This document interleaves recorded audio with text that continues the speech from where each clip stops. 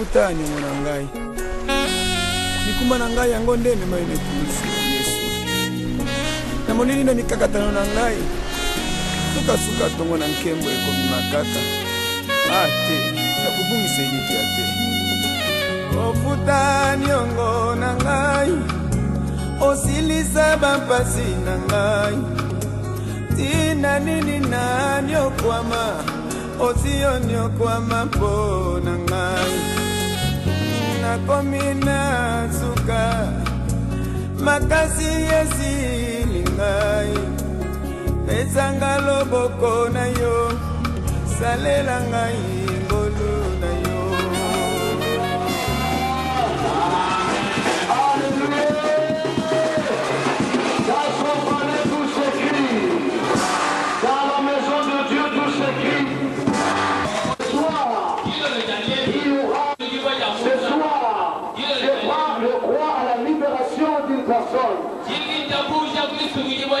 Ce soir, je crois au salut de quelqu'un. Ce soir, je crois au miracle. Alléluia. Alléluia.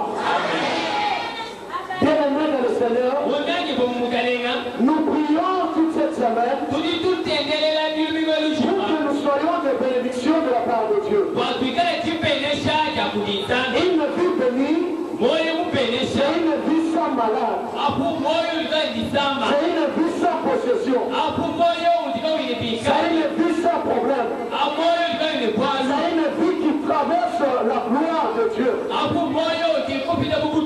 c'est une vie qui vit la main de Dieu.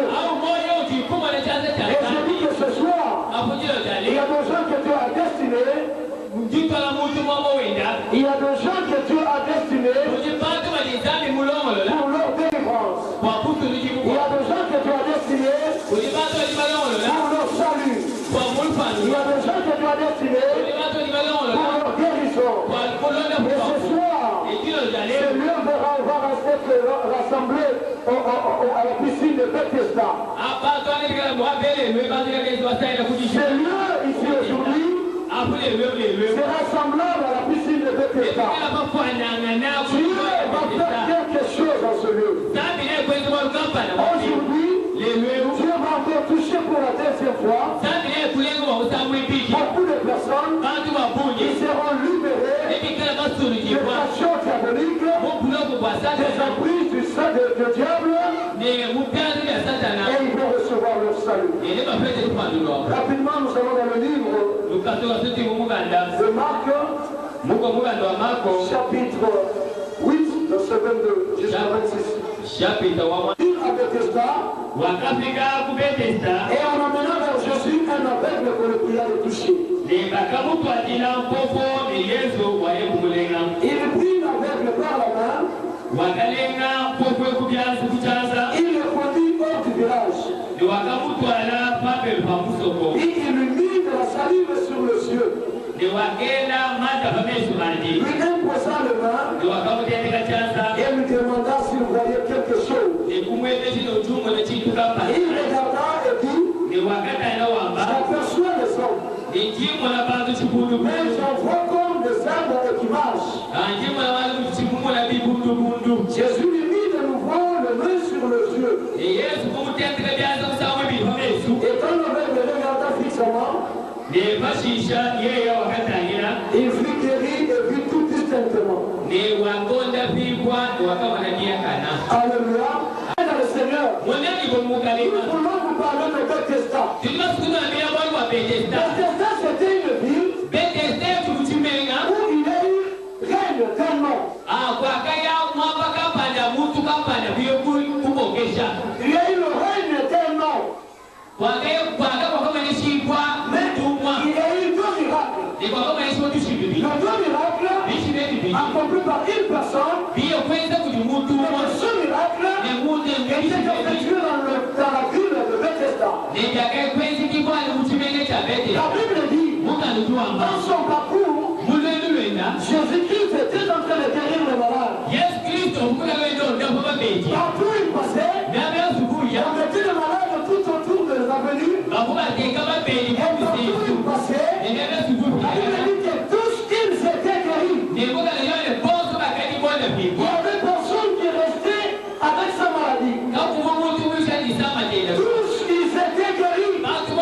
Nous vous avons dit que la maladie est du diable. La maladie n'est pas de Dieu. La maladie n'est pas la volonté de Dieu. La maladie vient du diable. C'est lui qui veut que le corps de l'homme puisse souffrir.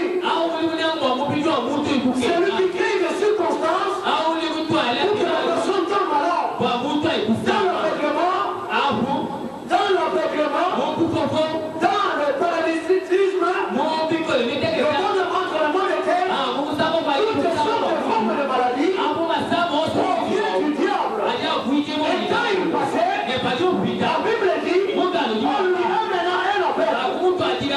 Quelqu'un qui ne le voyait pas, il avait des problèmes avec ses yeux. La Bible dit, cet homme est venu devant Jésus. Et Jésus lui dit, qu'est-ce que je peux faire pour toi? Il dit, je veux voir. Je suis aveugle. Et la Bible dit, Jésus prend de la salive et met sur le yeux de l'aveugle. L'aveugle, on lui dit d'aller se laver. La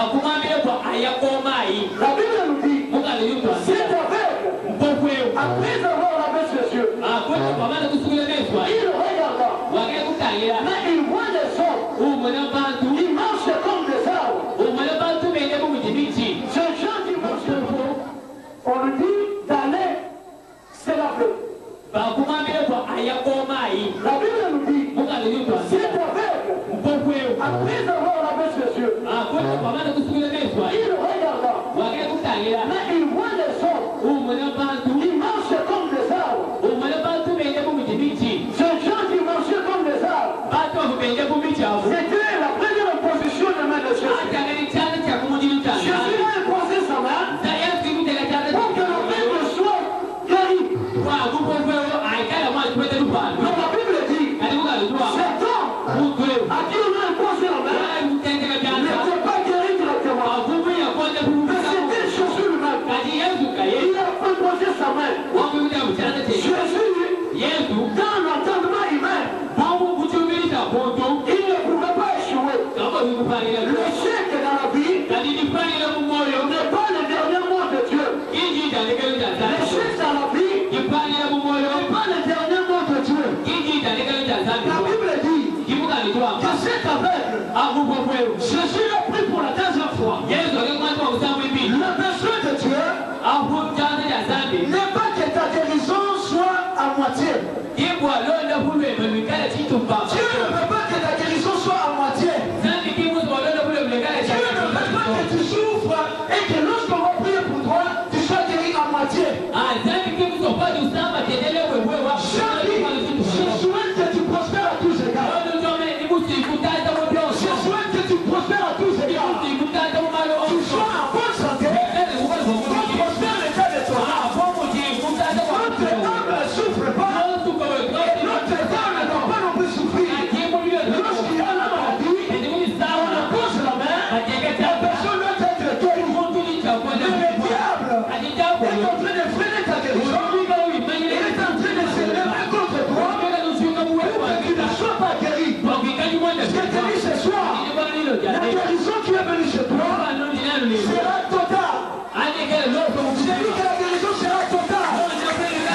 Mais des hommes qui marchaient comme des arbres, c'est comme la vie des gens. Mais ils voyaient comme des arbres. Les arbres, ce sont les choses qui sont restées intactes.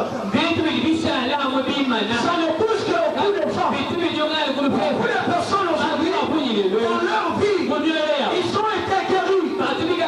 Ils sont en train de vivre les conséquences ou les séquelles de cette maladie. Mais la maladie continue encore à faire des douleurs, à donner encore des séquelles. Je dis à cette personne que ce soir, la guérison sera totale. Je dis à cette personne, ne marche pas bien la gravité. Tu vas le voir clairement. Là où ça ne marche pas. Ce soir, nous allons poser nos mains sur toi. Et tu verras tout clairement. Je dis à quelqu'un ce soir, le miracle est fait.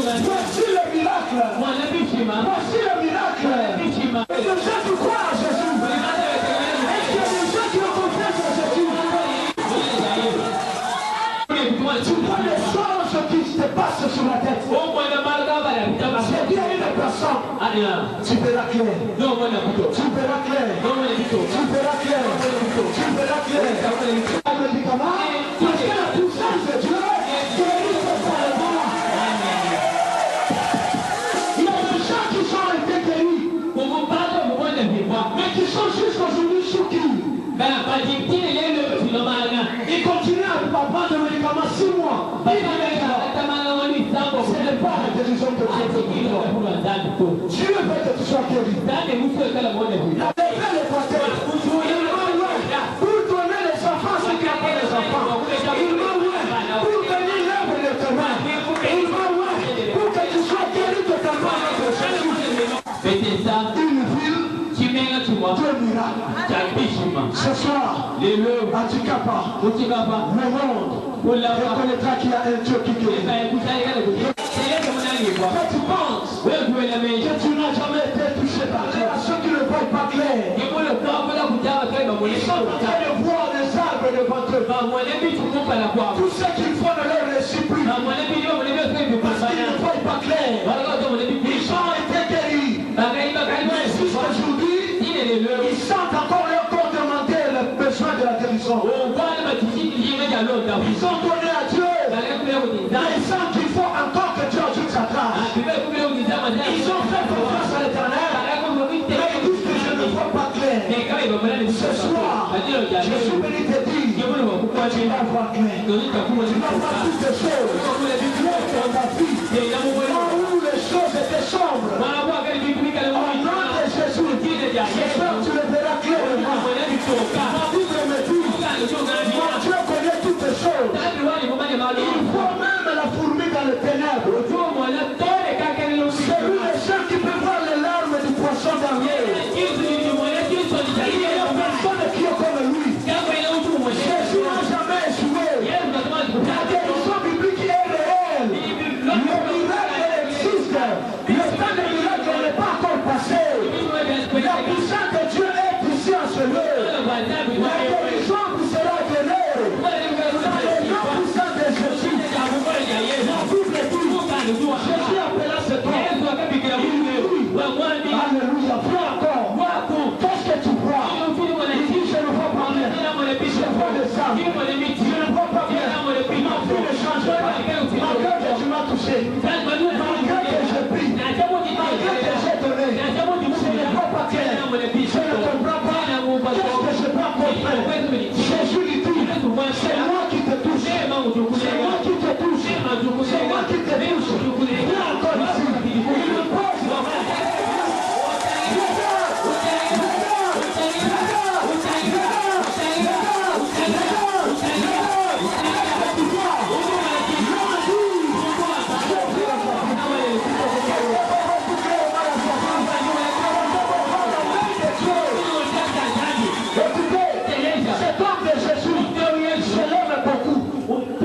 Alléluia. Amen.